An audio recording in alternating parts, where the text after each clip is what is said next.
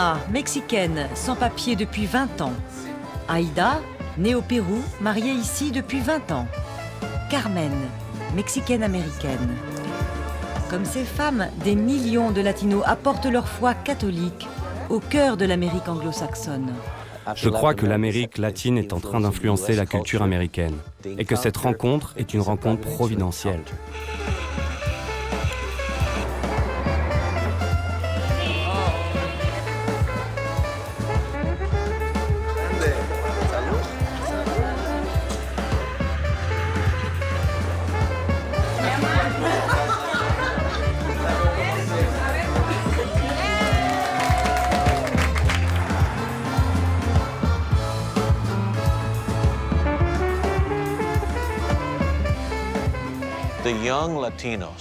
La nouvelle génération latino est le groupe culturel et linguistique le plus nombreux de toute l'histoire des États-Unis.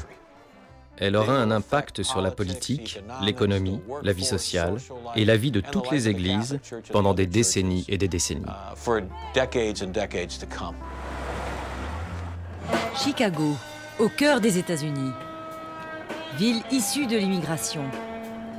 Ville catholique, comme cette population latino qui, bien que marginalisée, est en train de changer l'Amérique.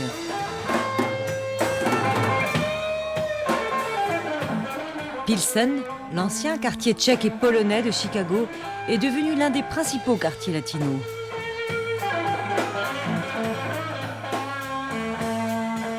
La paroisse St. Pius est l'âme de la communauté latino.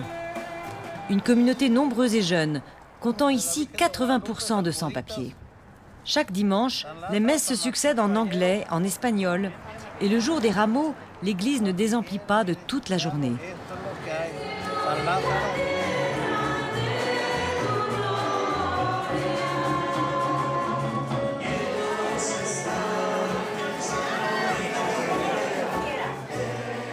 Dans l'église principale, le père Brandon bénit la foule, pendant qu'en sous-sol, le père Chuck préside la messe des jeunes.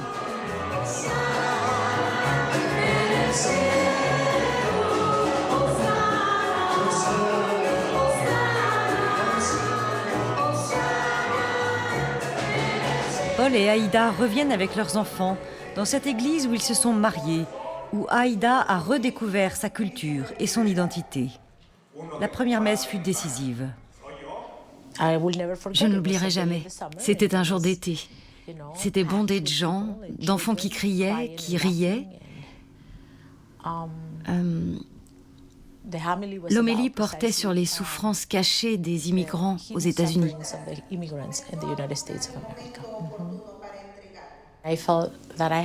J'ai senti que j'avais trouvé là un lieu où la foi, sans cesse créait et recréait à neuf quelque chose de si beau que pour moi, c'était la présence de Dieu, tout simplement.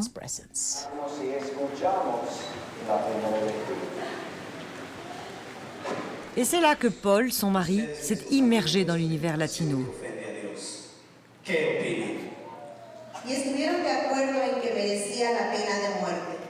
Alma non plus n'oubliera jamais sa première messe à St. Pius.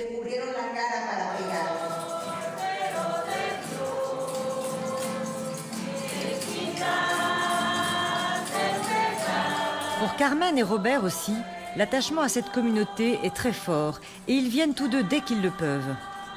Pourtant, Robert, l'Africain-Américain, ne parle pas un mot d'espagnol, mais il se sent ici comme un poisson dans l'eau. Pour lui comme pour Carmen, cette paroisse est leur deuxième maison.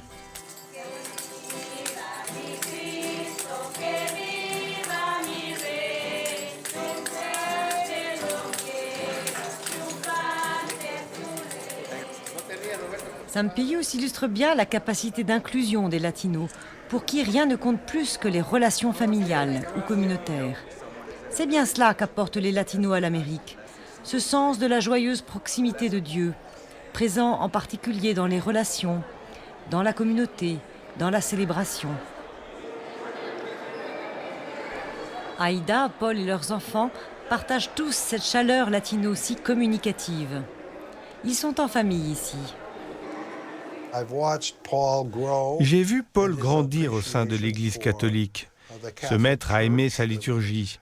Lui qui vient d'un milieu luthérien traditionnel, où n'existait pas toute cette exubérance. Mais maintenant, il en est tout à fait partie prenante. Et c'est toute une autre vision du monde que Paul, l'anglo, le protestant, a découvert. Ce soir-là, c'est l'anniversaire d'Aïda. Elle a invité le père Chuck avec sa famille et leurs plus proches amis.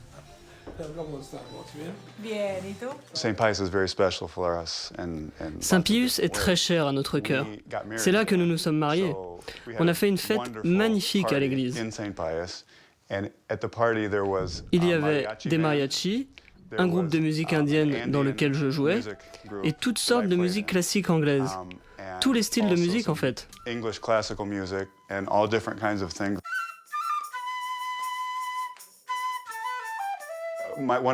Un de mes meilleurs amis est un pasteur luthérien. Il a même participé à la messe. Ça devenait une célébration des différentes cultures. So we want to do a barbecue for summer. ¿Pero pertenece al dueño de este? Sí, es importante para los hijos, sí, va a ser lindo. Porque ellos son de este país, pero no son totalmente de este país. Los hijos. Los hijos. Son como nuestro mestizaje. Entonces se van a ir. Okay, here we have royal lamb. 3 months and a half. Well, actually 4. I went and I fell in love immediately with the environment.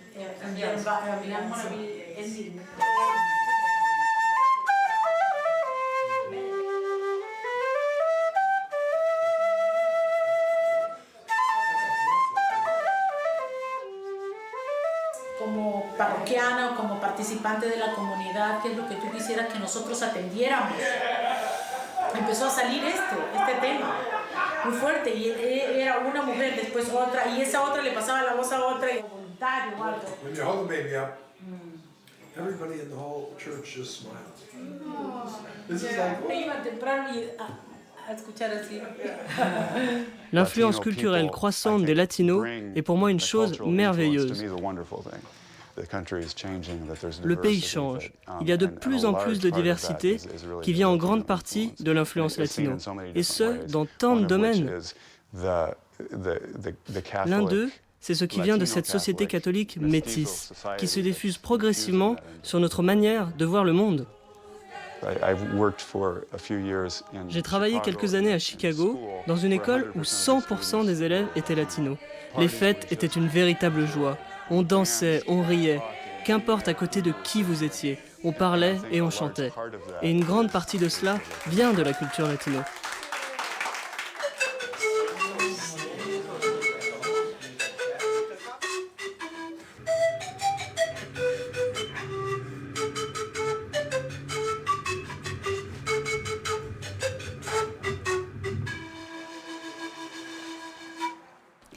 Alma fait partie de l'équipe de permanents qui travaille à la paroisse. Aujourd'hui, c'est l'anniversaire de Dolores. Toute occasion est bonne pour faire la fête.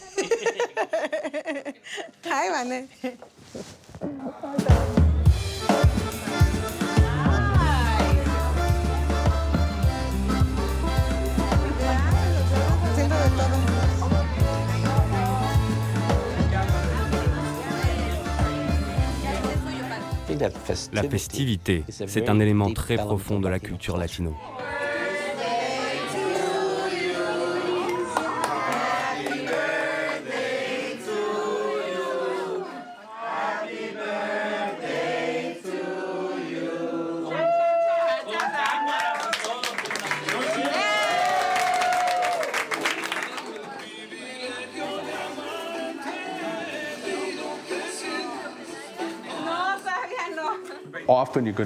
Souvent, ça finit par de grands repas. Des gens qui veulent vraiment être ensemble, en essayant d'être ouverts aux autres. La fête, cela crée des liens. La fête, c'est une manière d'accepter radicalement la vie. C'est une façon de s'élever au-dessus des luttes, des problèmes ou des tensions de la vie et de célébrer la vie pour elle-même. Dans le monde anglophone, on célèbre des succès. Dans la culture latino, on célèbre parce que l'on existe. La fête, c'est un avant-goût du ciel, du banquet final. Il y a une dimension eschatologique.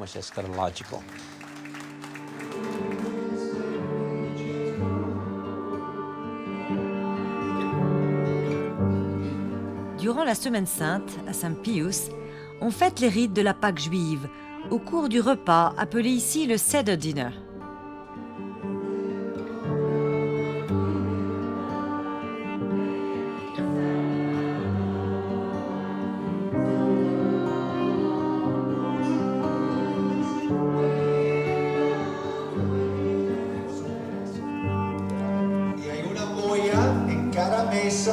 Con agua, pero es agua salada. Hay sal en esta agua. No es el vaso de agua, es la olla. Están sirviendo la comida. Entonces toman su plato. Lors d'une fête, on est tous égaux. On peut avoir les personnes les plus riches et les plus pauvres, et ils sont tous mélangés. Et c'est ça, la beauté d'une vraie fiesta. Le catholicisme américain est culturellement très influencé par le protestantisme. La religion latino, elle, est beaucoup plus festive. On s'appuie sur les fêtes.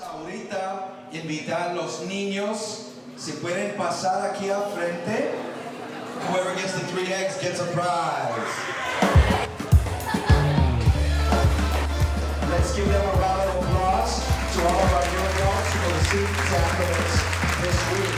Felicidades.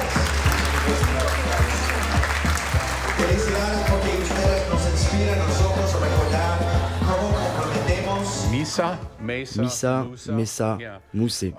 Vous avez la messe, la table et les muses, l'amusement, la joie et tout ça. On combine tout cela dans la fête. Carmen, accompagnée de Robert, fait chaque semaine 45 minutes de voiture pour venir faire le catéchisme à la paroisse Saint Pius.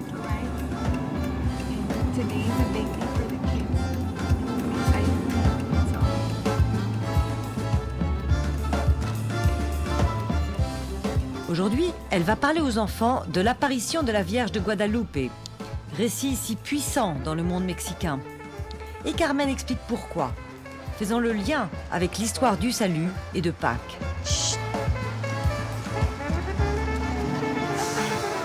Vámonos, vénganse.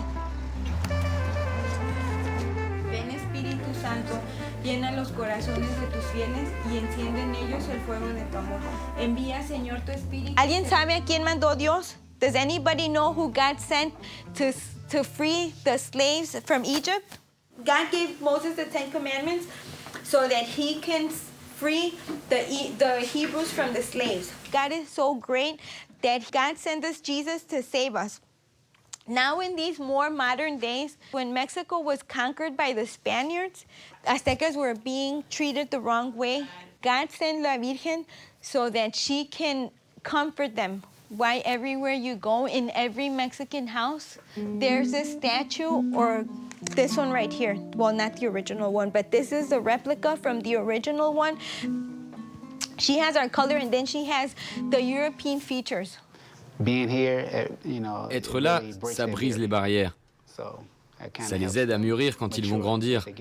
Qu'ils n'aient pas en tête ces barrières, cette idée que les gens de différentes races sont différents. Nous sommes tous les mêmes. When the Virgen of Guadalupe appeared to Juan Diego, why did she appear to an Indian, a person that didn't mean anything to the big people like the teachers of the law? Qu'importe ce que l'on pense, historiquement, que l'on soit sceptique à propos de l'histoire, le fond du problème, c'est que si souvent, les Juan Diegos du monde doivent supplier l'Église qu'elle les reconnaisse. Et c'est cela que symbolise la Vierge de Guadalupe. Je crois qu'elle est le visage maternel de Dieu. Elle réunit tout le monde en une seule famille. Elle est le symbole de l'unité entre des personnes qui peuvent être opposées les unes aux autres.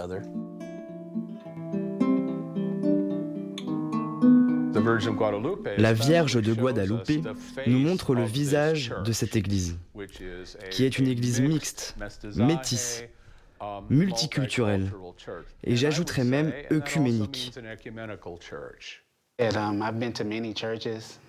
J'ai été dans de nombreuses églises et la plupart des gens ne comprennent pas que ma femme est catholique, tandis que moi je suis baptiste. Il n'y a aucune différence entre nous. C'est juste la façon dont elle a été élevée et celle dont moi j'ai été élevé. Est-ce que ce n'est pas intéressant de découvrir que d'une certaine manière, dans ce pays, nous avons tous une mère mexicaine ?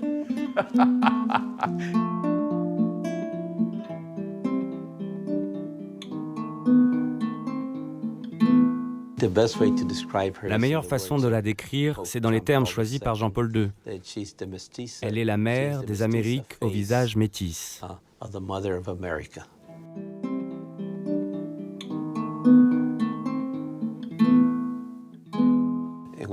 Guadalupe devient une sorte de symbole de résurrection, de vie nouvelle. La conquête avait tué des millions d'Indiens. Guadalupe apporte une vie nouvelle. Guadalupe serait donc le symbole d'une église accueillante. Le processus est très long, mais il est inéluctable, car les latinos représentent l'avenir du catholicisme aux États-Unis.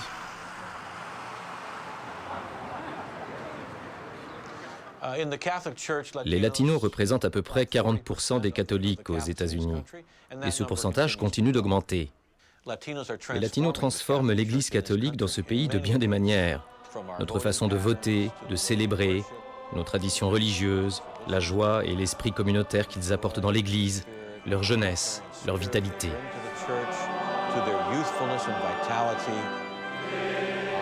Ce sont souvent les latinos qui sont des leaders, qui animent les activités. L'Église catholique est très différente de ce qu'elle était il y a 20 ans, à cause de la présence croissante des latinos. Les latinos représentent, je le répète, à peu près 40% des catholiques aux États-Unis. Le chiffre le plus important, c'est qu'ils sont largement majoritaires chez les catholiques de moins de 25 ans. Les jeunes dans l'Église catholique sont majoritairement latinos.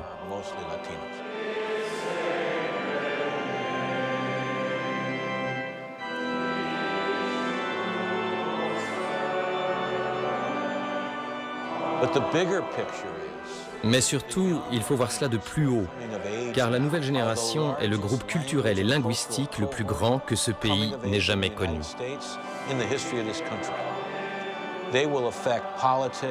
Ils vont affecter la politique, l'économie, la vie sociale et la vie des églises dans les décennies à venir. C'est ça, la grande rupture démographique. Cette nouvelle génération de latinos est en train de transformer l'Église et le pays. Quelquefois, les latinos sont ou se sentent invisibles, car ils sont séparés dans la société et même dans les églises.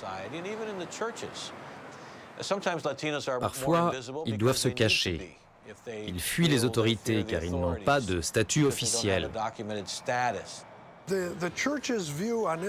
La vision de l'Église sur l'immigration reflète différents aspects de son enseignement social. La nécessité de garder ensemble les familles, l'accueil de l'étranger, la défense du droit des travailleurs, car quand ils sont sans papier, les immigrants sont traités avec beaucoup d'injustice.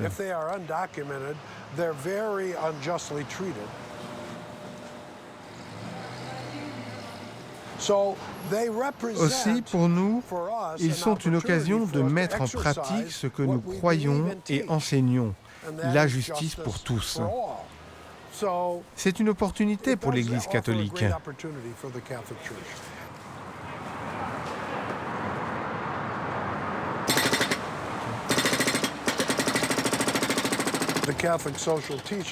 La doctrine sociale catholique, c'est le secret le mieux gardé, car 1, les gens ne la connaissent pas, et 2, ils ne l'appliquent pas.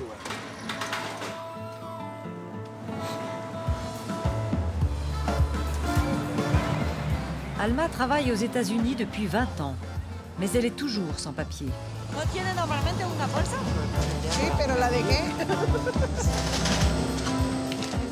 Et depuis qu'elle n'a plus besoin de prendre sa voiture pour aller travailler, elle a enfin cessé d'avoir peur tous les matins.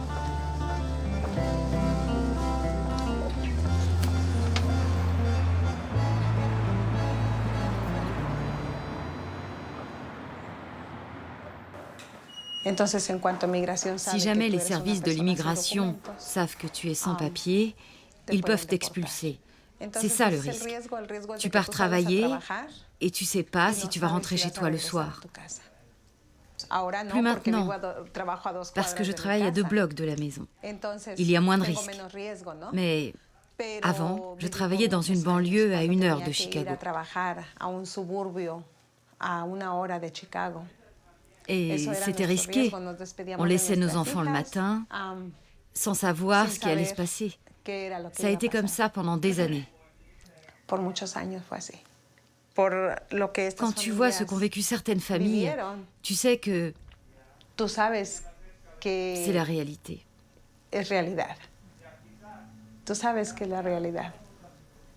Pour une infraction à la circulation, il y en a qui sont expulsés et leur famille reste ici. Ça arrive.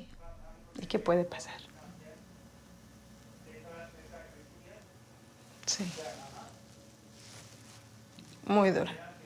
Muy dura cuando tienes hijos. C'est vraiment dur quand tu as des enfants. C'est moins douloureux quand on est seul. Ils t'arrêtent, ils te mettent en détention, ta famille reste ici. Il y a des gens qui ont perdu des enfants. C'est ça le risque pour nous.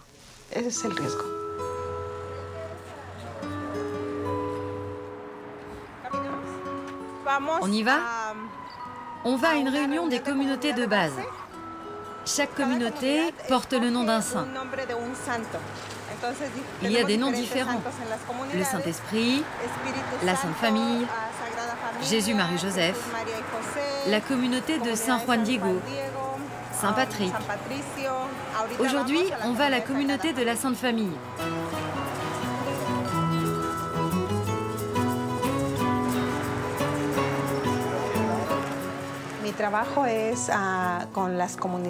Je travaille avec les communautés de base.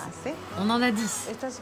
Ce sont des groupes d'évangélisation dans les rues de notre quartier. C'est comme ça que je suis arrivée à St. Pius. Ils m'ont invitée à une communauté de base dans ma rue. Et tout de suite, ils m'ont conviée à une réunion dans une maison. Les Latinos ont une très belle expression. Mi casa es su casa. Ma maison, c'est ta maison. Non pas bienvenue chez moi, mais chez moi, c'est chez toi.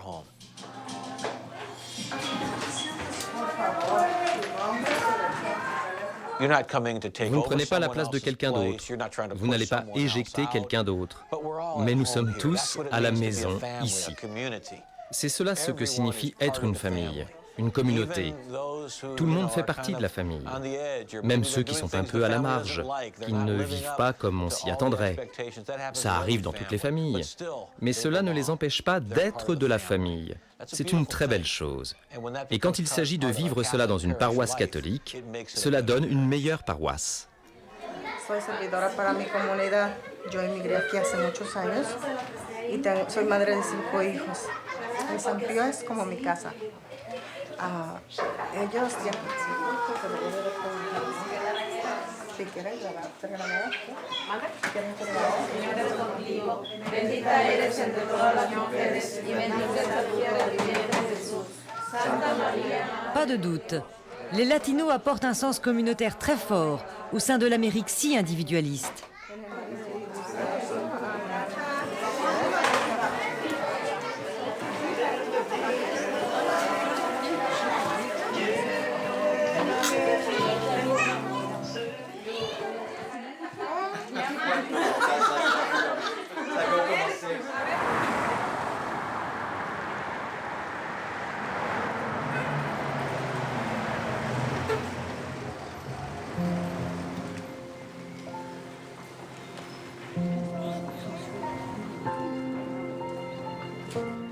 Inspired by the servant Christ who humbled himself to wash the feet of his disciples, we pray with charity and compassion for the need of our sisters and brothers.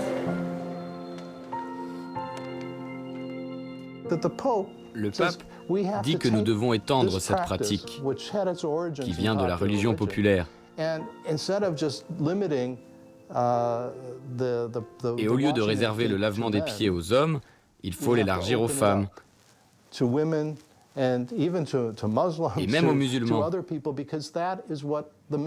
Car c'est cela le message du Christ. Le Christ est venu pour servir tous les hommes.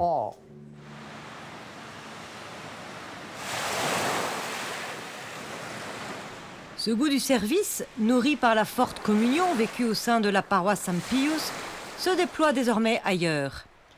Au nord de Chicago, Aïda est comme envoyée en mission, dans la commune de Waukegan, où se concentre là aussi une très importante communauté latino. Elle y anime un foyer pour femmes battues, avec des bénévoles qui sont impressionnés et entraînés par la foi des femmes latino, si expressives, si incarnées. Autour d'Aïda, Carmen, Karen, Julia aident ici des femmes victimes de violences domestiques à se reconstruire ensemble dans cette maison de la paix, The House of Peace, où elles vivent avec leurs enfants.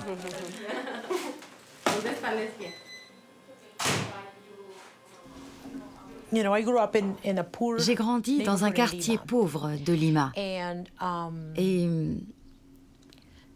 la proximité des pauvres a façonné ma foi en un Dieu très incarné. Un Dieu qui vit au sein de la communauté, qui veut des transformations, qui veut nous conduire à une vie plus réalisée. Il veut mener la communauté vers un travail actif en faveur de la justice, de changements favorables.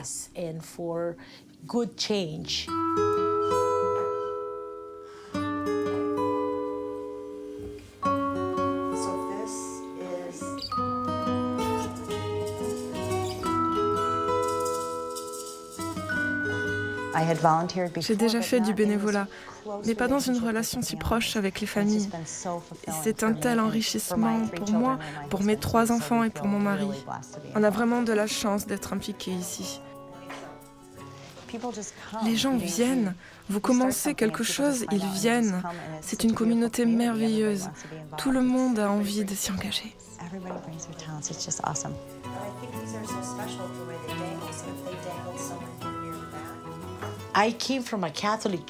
Je viens d'une église catholique totalement investie dans le quartier. Il n'y avait pas d'autre moyen d'être catholique là-bas, car la proximité des pauvres était telle que cela défiait notre manière d'être l'église. Nous devions être l'église les uns pour les autres. Quand j'étais petite, on pratiquait sa foi à l'église et à l'école. Mais dans cette communauté, c'est tous les jours, c'est tout autour de vous. Quand on a inauguré le foyer, tu te souviens? On est allé dans chacune des chambres. Chacune a été bénie avec de l'eau bénite par Carmen. Et je n'avais jamais vu ça. Je me suis sentie comme submergée par le Saint-Esprit. Il était vraiment là ce jour-là.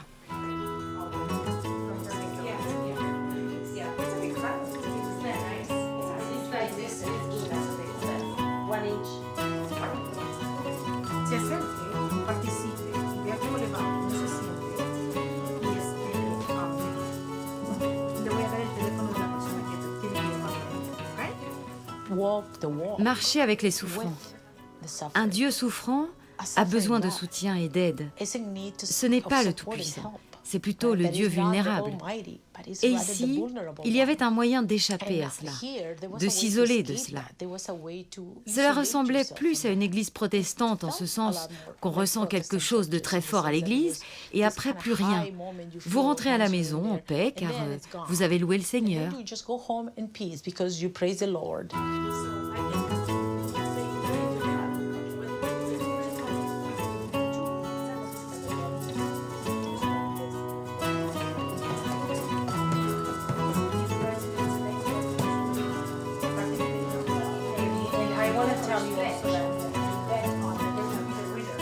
But we sell in the, San Joseph. In San Joseph, we sold $400.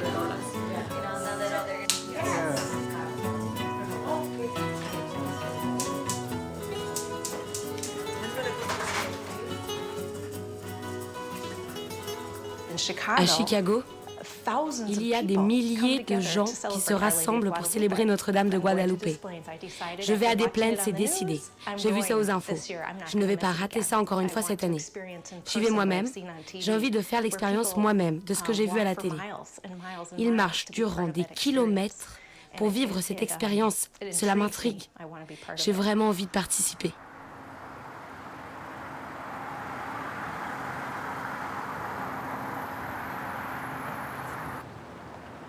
Alma a mis ses pas dans ceux d'Aïda. À San Pius, c'est à son tour de contribuer à aider les familles en détresse.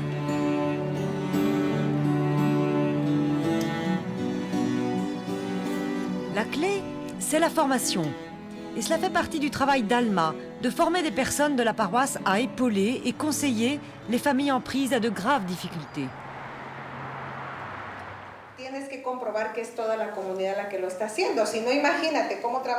Et la réponse, face aux difficultés, chez les Latinos, est toujours du côté de la communauté.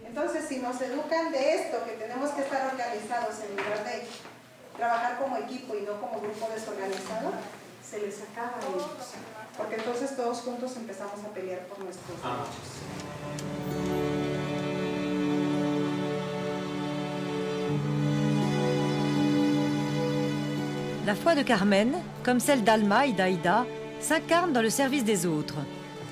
Et c'est d'ailleurs cela qui rend cette communauté si chère au cœur de Carmen. They're giving us the opportunity to serve. You serve them and you help them and they help you back because you know they're your family.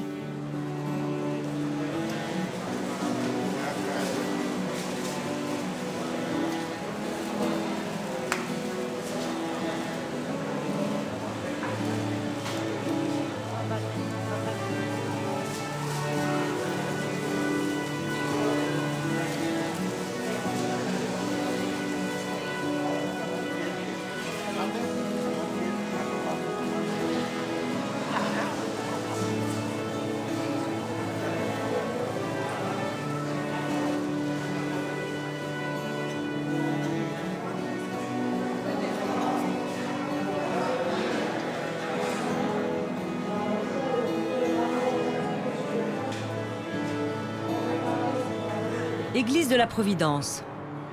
Ici démarre le plus grand chemin de croix de Chicago. Ici se met en scène chaque vendredi saint cette foi latino si incarnée. Non pas un rite ecclésial, mais un immense rituel social, animé par le peuple catholique, que chacun peut rejoindre, au cœur de la ville.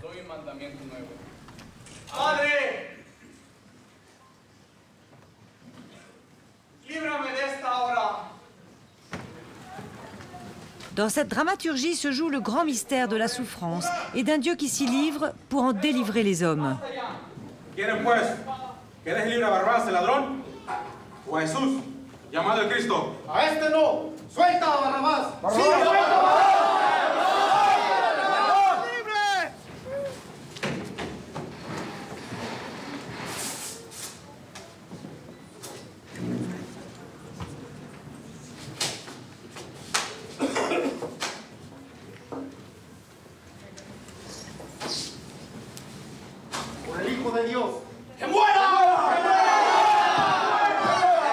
Al oír esto,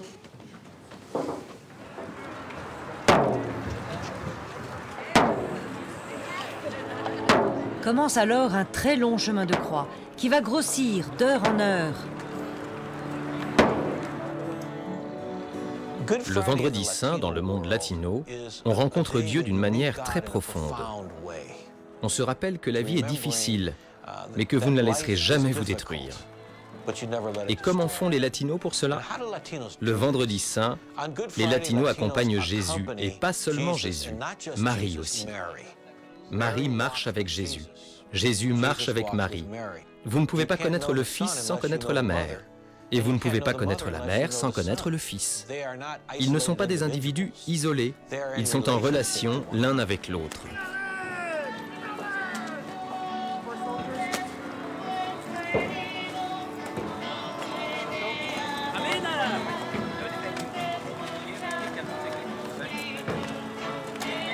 Et nous, la communauté, nous marchons avec tous les deux. Nous marchons avec la confiante assurance que chaque jour du reste de l'année, ils vont marcher avec nous dans nos tracas, dans nos difficultés. Chacun a en tête les récits des longs chemins de croix, vécus par les immigrés latinos, comme le raconte le père Marc Francis. Mon mari m'a abandonné il y a 10 ans, car il ne s'en sortait pas aux États-Unis. Il est retourné au Mexique. J'ai 2 fils. L'un est dans un gang et l'autre est mort dans une bagarre de gang. J'ai une fille qui n'est pas mariée et qui est tombée enceinte. Elle essaie de faire son chemin dans le monde sans argent. Je regarde ça et je sais que Dieu comprend.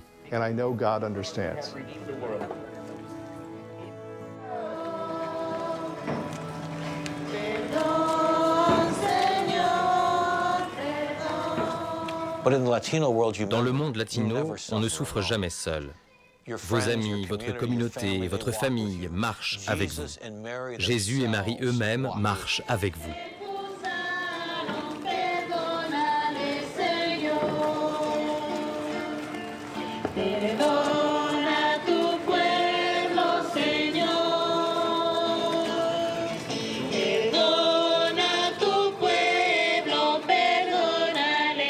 Yo quisiera que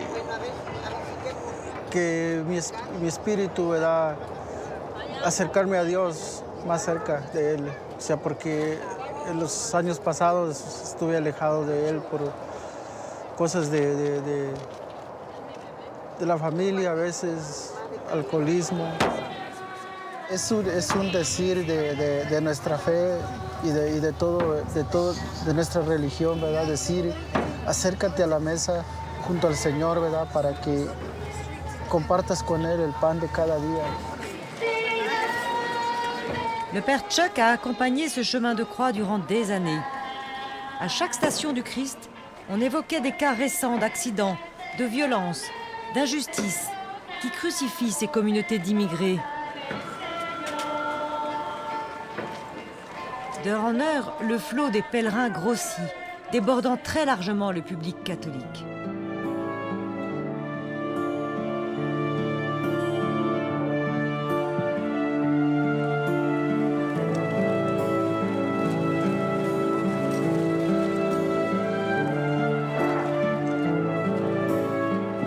¿No temes a Dios?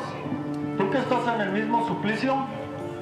Nosotros lo tenemos merecido y pagamos por nuestros crímenes, pero Él no ha hecho nada malo. Acuérdate de mí cuando llegues a tu reino. En verdad te digo que hoy mismo estarás conmigo en el paraíso.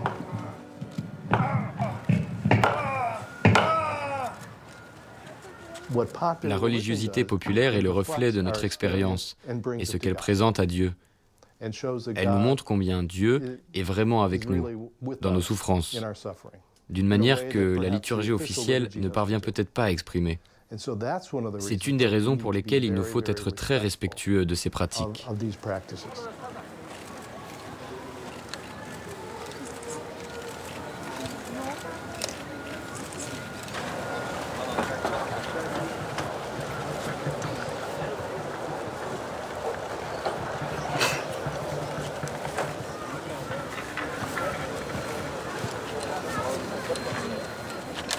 On reproche parfois aux latinos leur insistance sur le vendredi saint.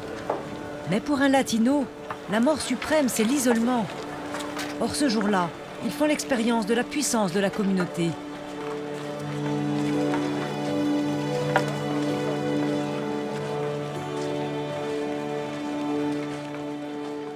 Ils marchent avec lui dans cette vie, dans la mort et dans la vie éternelle aussi. Il y a toujours de l'espoir, même au-delà de la mort. C'est pourquoi le vendredi saint dans le monde latino, c'est la liturgie suprême. La vie, comme ils disent en espagnol, est una batalla. Le chemin de croix s'achève dans une cérémonie de funérailles.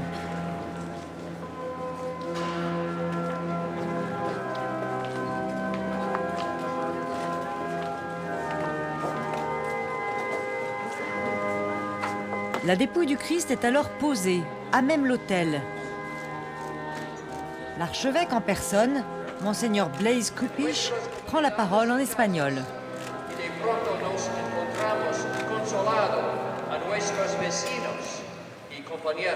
El Vía Crucis nos encuentra como Jesús desnudo.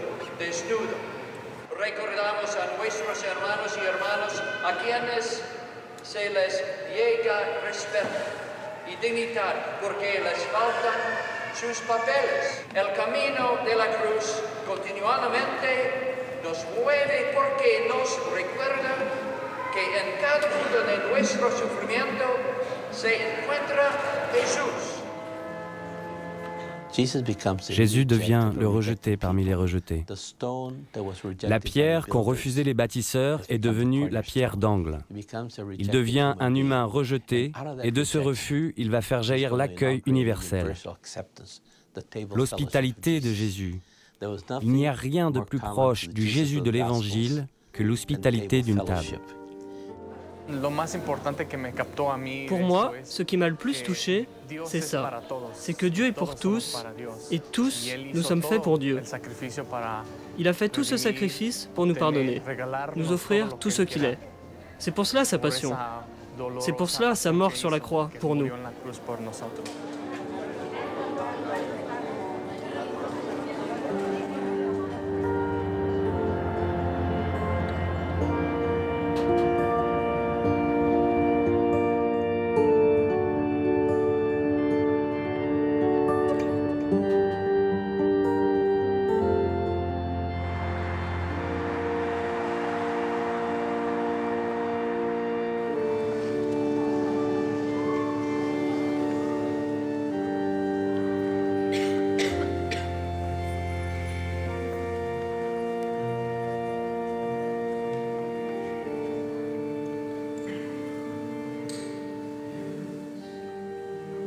Tengo sed de ser una mejor hija, de ya no tener rencor contra mi padre. Aunque él no es un buen padre, tengo sed de poder tener una buena relación con él. Empezando mi misión, sé que no va a ser un camino fácil, pero al final de todo voy a poder decir que todo está cumplido.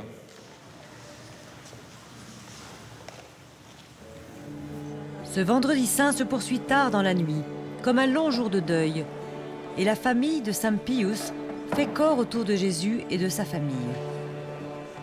Ils viennent d'enterrer leur frère, ils sont en deuil avec leur mère.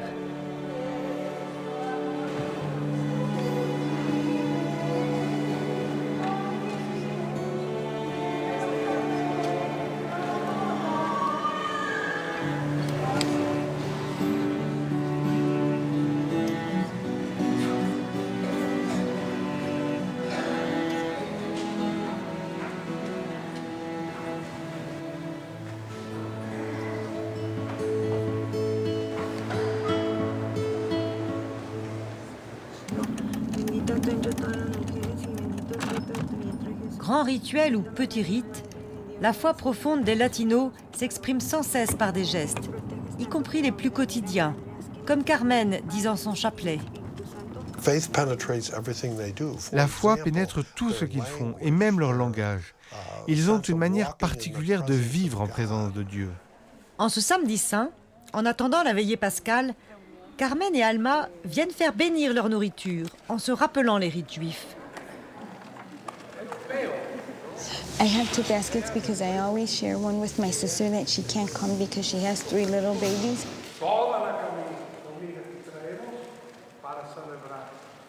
C'est un autre rituel physique qui reflète leur foi.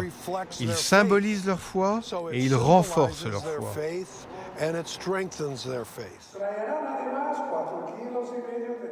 La religiosité populaire nous aide à comprendre combien nous sommes intrinsèquement reliés les uns aux autres.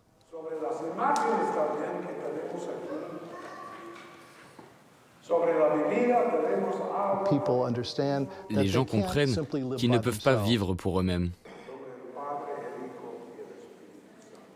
In And I want everybody to be blessed.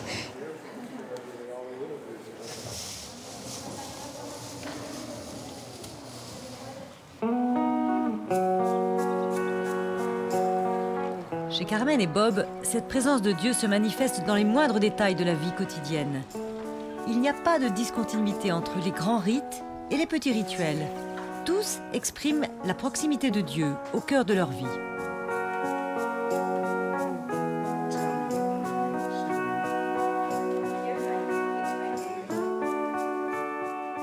Je crois que nous apportons quelque chose de nouveau aux États-Unis, car nous sommes un peuple très sacramentel. Nous croyons ce que nous vivons et nous vivons ce que nous croyons. C'est ça le côté sacré de la vie que nous voyons en toute chose.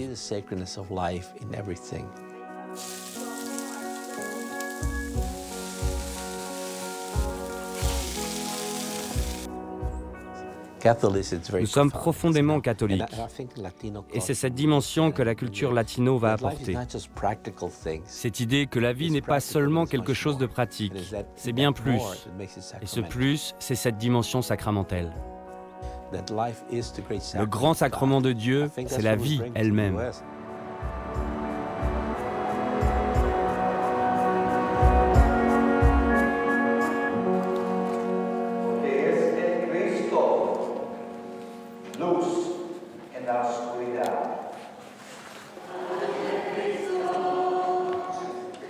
La luz de Cristo.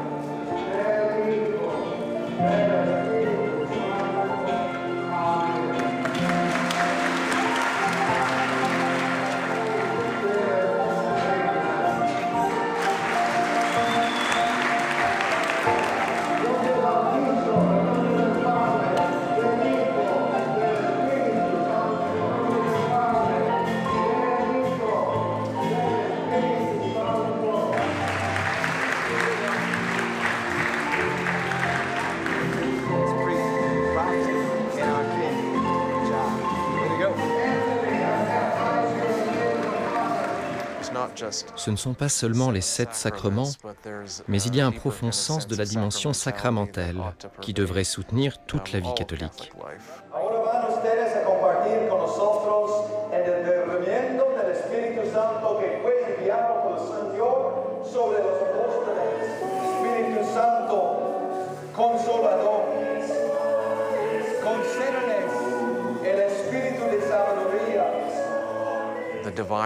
Le divin a pénétré la vie matérielle par l'incarnation, et c'est quelque chose à célébrer.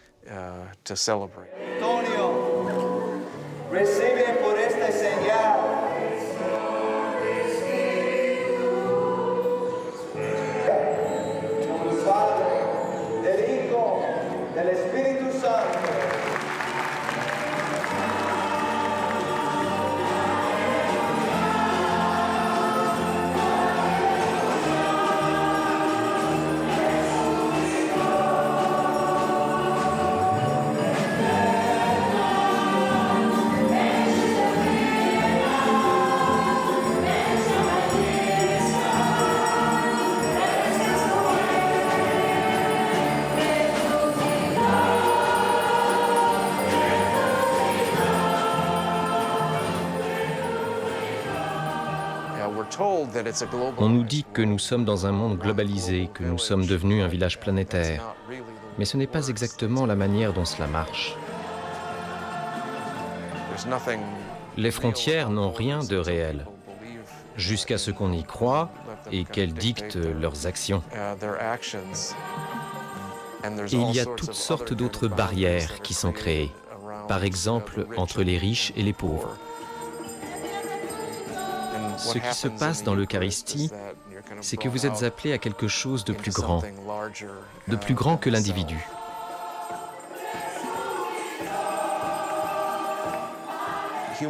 Les hommes sont appelés à cette communion, cette participation à la communion avec Dieu.